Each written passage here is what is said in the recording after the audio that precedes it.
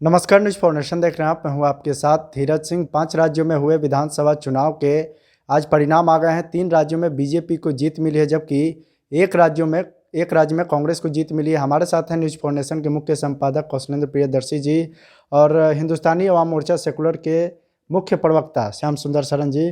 Sir, आज जो परिणाम आए थे, एक शब्द की चुनाव प्रचार के दौरान बड़ा चर्चा थी पनौती को लेकर। अब क्या माना जाए कि इस चुनाव परिणाम के बाद ये सिद्ध हो गया कि पनौती कौन है?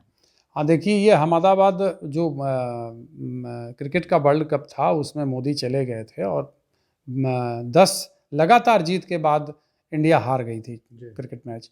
उसके बाद से ये शब्द पनौती जो शब्द था राहुल गांधी ने इस्तेमाल किया था और उसके बाद कहा जा रहा था कि जो चुनाव परिणाम आएंगे आने वाले 3 राज्यों या 4 राज्यों में, तेलंगाना, मध्य प्रदेश, छत्तीसगढ़ और राजस्थान में, वो उसके लिए भी मोदी पनौती साबित होंगे।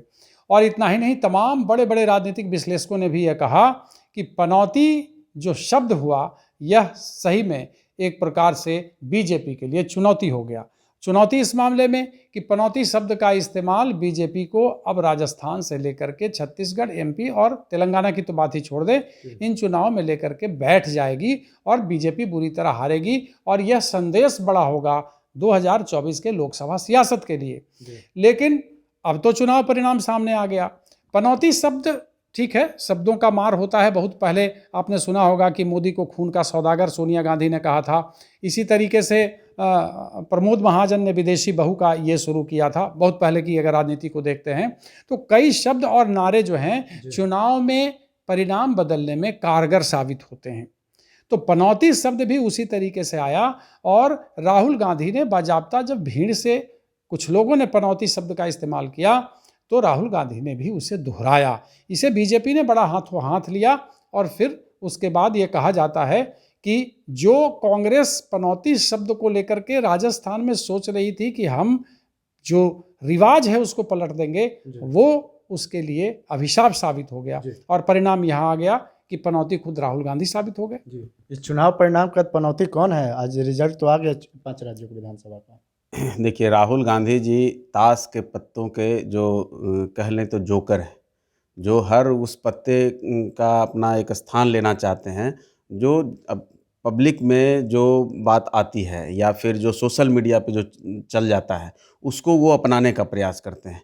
अब अपनी पार्टी से जो आदमी सारे युवाओं को भगा चुका है, जिसने हिंदी को नकार दिया, जिसने हिंदुओं को नकार दिया, तो वैसे लोगों को आखिर हम तो समझते हैं कि राहुल गांधी भारतीय राजनीति के सबसे पतित राजनीतिज्ञ हैं, जिन्होंने लगातार चुनाव हारने का रिकॉर्ड कायम किया। उसके बाद भी वो कांग्रेस पार्टी के लिए एक तरह से कहिए कि अभिशाप वो खुद बने हुए हैं। ये कैसे कहते हैं? तेलंगाना और कर्नाटक में तो चुनाव जीत रहे हैं। हाँ, तो उसका भी तो प्रमाण है ना कि तेलंगाना में राहुल गांधी कमोबेश लगता है एक आध बार गए, जहां राहुल गांधी नहीं जाएंगे वहां कांग्रेस पार्टी का रिजल्ट आ जाता है। हिमाचल प्रदेश में आपने देखा कि राहुल गांधी ने झांकी नहीं मारी, वहां हिमाचल प्रदेश में कांग्रेस जीत गई।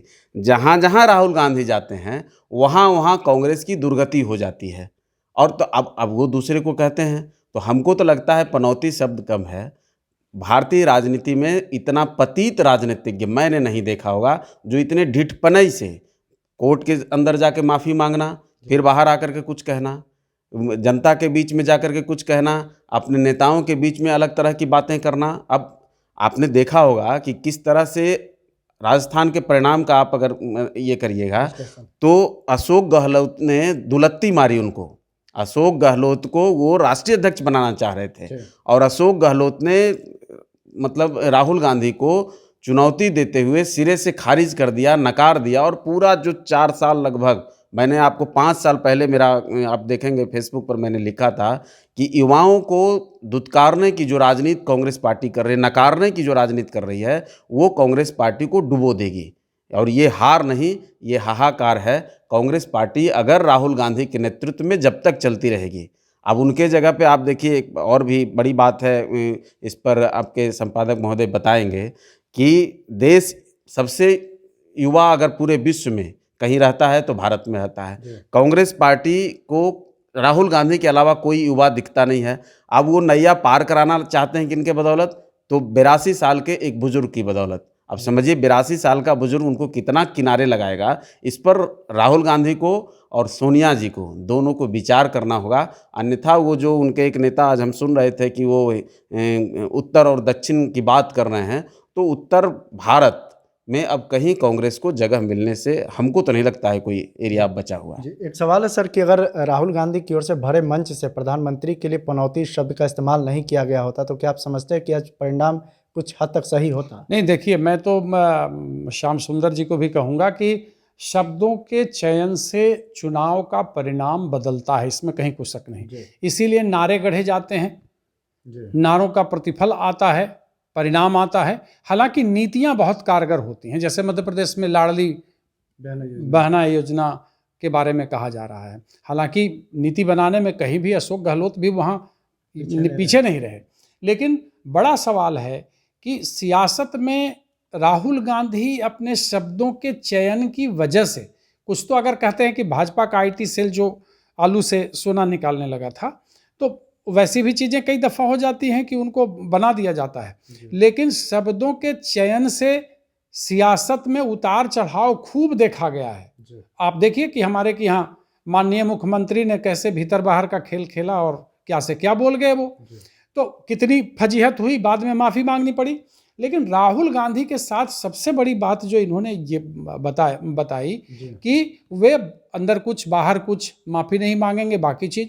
लेकिन पनौती शब्द इसलिए था कि लग रहा था कि इंडिया चुनाव मैच जीतेगा, लेकिन उसके बाद वो चुनाव जब हार जाती है तो तत्काल मोदी पे ये तमगा दिया जाता है, एक विशेषण दिया जाता है कि ये पनौती है, जहाँ जाएगा हारेगा। इससे पहले कर्नाटक का चुनाव वो हार चुके थे, हिमाचल का चुनाव हार चुके थे, तो ये तारी हो गया।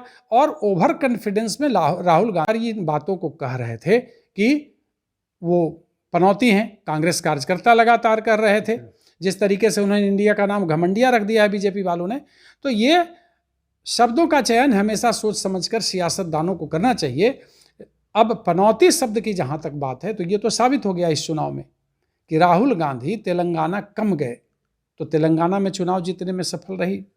हालांकि पहले से ऐसा अनुमान नहीं लगाया जा रहा। हम लोगों को एक बात बहुत अचंभित करता है कि आप बताइए कि उत्तर प्रदेश से दोनों माता और बेटा दोनों चुनाव लड़ते हैं, उनके पूर्वज भी लड़े हैं।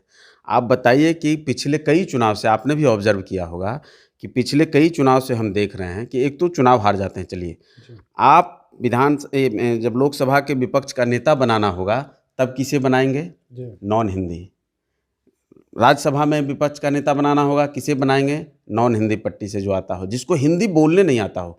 कोई हिंदी बोलने वाला, कोई हिंदुओं की बात करने वाला और कोई युवाओं को लेकर के चलने वाला। आज आप देखें कोई भी युवा जो इनके एक समय में नवरत्न थे, कह लीजिए तो ज्योतिरादित्य सिंधिया को इन्होंने सिरे से खारिज कर दिया, हेमंत बिश्व शर्मा आज असम के मुख्यमंत्री हो गए। आप इनके साथ और भी उत्तर प्रदेश से कई युवा जो थे, सचिन पायलट को एक तरह से कचरे के डब्बे में इन्होंने डाल दिया। सचिन पायलट पूरे 4 साल कह लीजिए तो अपने राजनीतिक भविष्य को तलाशते रहे। तो इस तरह की जो राजनीति राहुल गांधी खड़ी करने की कोशिश कर रहे हैं और हिंदी, हिंदू और युवा से जो उनका नफरत जो सिरे चढ़कर बोल रहा है, तो उसमें हमको नहीं लगता है कि राहुल। अब दूसरी ओर एक और बड़ी बात है कि राहुल गांधी को देखिए, दूसरी जो उन्होंने भारत जोड़ो यात्रा की शुरुआत की, उस दरमियान हमने देखा कि वो दूसरे जगहों के जो, अब हमारे बिहार से एक आते हैं बड़े इंटेलेक्चुअल, अपने आप को वो मानते हैं, उनको ला करके उन्होंने अपने पार्टी का मुख्य चेहरा बना लिया। उनके सब राहुल गांधी के बाद वो यात्रा में सबसे ज़्यादा दिख रहे थे। उसके बाद आप देखे होंगे कि बीच में गुजरात में हार्दिक पटेल को उन्होंने अपनाया। तो अपने जो दल हैं उसमें किसी युवा को बढ़ने नहीं देना, और दूसरे दल के जो या दूसरे संगठन के जो युवा कुछ करने की बात करते हैं उनको अपने यहाँ लेकर के ये राजनीति को जो तलाशने की कोशिश कर रहे हैं। राहुल गांधी को भारतीय राजनीति के मतलब हमारे समझ से, ठीक है, वो कितने डिग्री उनके पास हैं, कितने पढ़े लिखे हैं, कितने बड़े परिवार से होंगे, लेकिन भारतीय राजनीति जो जमीन पर है उसका उनको ककहरा भी नहीं पता है। और दूसरे के कान से सुनना, दूसरे के आंख से देखना, और कुछ टाइम के लिए भारतीय जनता पार्टी के जो नेता हैं वो फुल टाइम पॉलिटिक्स करते हैं। अन्य भी जो पार्टियों को संभाल रहे नेता लोग हैं ज़्यादातर वो फुल टाइम पॉलिटिक्स करते हैं। राहुल गांधी को जब चुनाव आता है तब राजनीति याद आती है, तब उनको जुमले दूसरे से उधार लेना होता है। तो इस तरह की राजनीति को भारत ने कभी अंगीकार नहीं किया और पार्ट टाइम पॉलिटिशियन का ज़माना अब चला गया। नरेंद्र मोदी का जो जलवा है वो कांग्रेस पार्टी के लिए जलजला साबित हो रहा है और आगे भी होता रहेगा। जी, चलिए, तो बहुत बहुत धन्यवाद। ये कौशलेंद्र प्रियदर्शी सर और श्याम सुंदर सरन, जिनका साफ तौर पे कहना है कि चुनाव प्रचार के दौरान प्रधानमंत्री मोदी को पनौती कहना कहीं ना कहीं कांग्रेस को भारी पड़ा। दिल्ली से न्यूज़ फॉर नेशन के लिए मैं धीरज सिंह।